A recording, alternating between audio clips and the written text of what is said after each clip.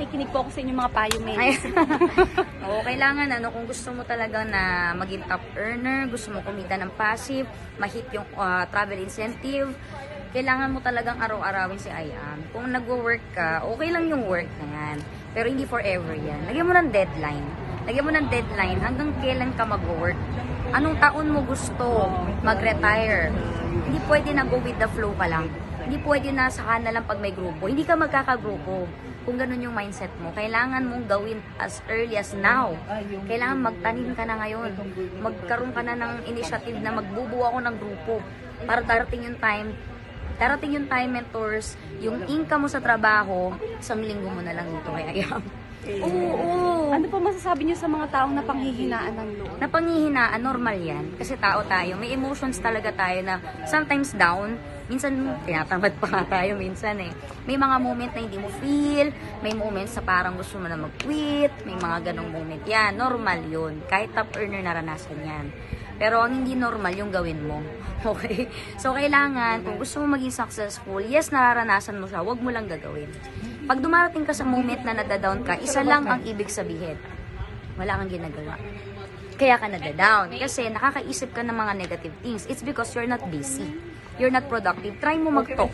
Try mo mag-mentoring. Hindi ka makaisip ng negative. Oo. Try mo lang, maging busy ka, tingnan mo, ay, anong gagawin ko na? Ay, may mentoring pa pala ako, ay, may ganito pa pala ako, ay, may gagawin ako.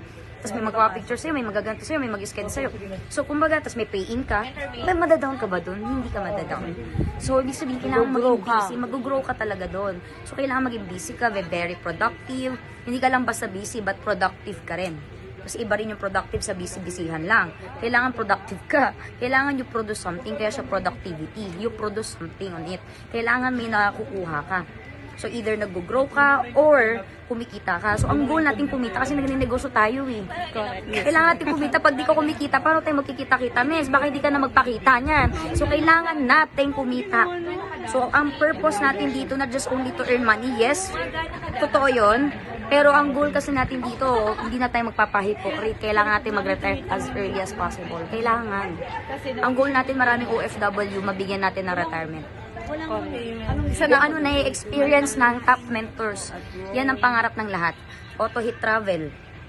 Alam niyo po ba mga mens, after ng travel namin dito sa Europe, magkiklaim ulit kami ng next incentive. Sana all. Gusto nyo ba ng 1 million worth of watch or bag? Sila yung nanalo ng 1,500. Free lang yun. After ng travel Sila yung ng nanalo ng Europe. 1,500. Yun yung masarap. Excited naman Yun yung masarap. Yun yung may experience nyo pag ginawa nyo ang IAM Worldwide ng todo. Tandaan natin, pag nag-invest ka ng time dito ng todo, 2 to 3 years from now, i-rip mo ng todo. Kaya pag hindi ka tumotodo dito, huwag kang mag-expect na todo yung result mo. Huwag kang mag-expect. Pero kung tinutodo mo, kahit walang nakakakita sa'yo, kahit behind the scene yan, darating yung time, ikaw na mismo, masasabi mo, ay, eto na yung tinodo ko, kahit behind the scene, mahataw ako. Eto na yun, nire-rip ko na ngayon. Naiiyak ka na lang, ay, this is it. Eto na yung harvest time ko. So, meron tayong season for, may season tayo for planting, may season din tayo ng growing and harvesting. So, yung harvesting, mangyayari yon kung nagtatanim ka. So, huwag tayo mag-expect na may ani ka kung walang tanim. Ang pagtatanim, hindi yan bongga agad na bukas.